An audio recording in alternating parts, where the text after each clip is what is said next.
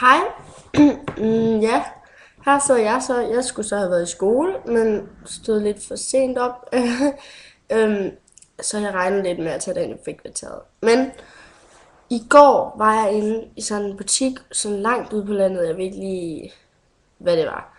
Men fyldt med konfirmationskjoler, fordi jeg skulle konfirmeres her i maj.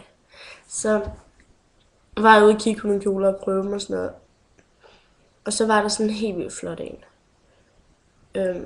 Som jeg faktisk tror, jeg skal have. Og så med sådan nogle sko for lykkesko. Sådan nogle sølvglimmersko, stiletter noget. Så det bliver ret fedt.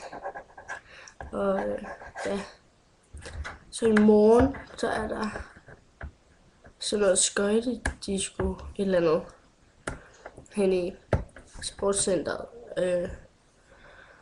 Hvis man er sådan en, der skøjter, og det er jeg, så det er sådan noget, jeg tager til. Men jeg ved ikke helt, hvad man skal tage dig ind med.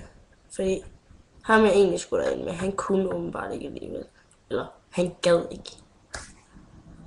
Spade. Men ja, det var sådan lige herfra. Hej hej.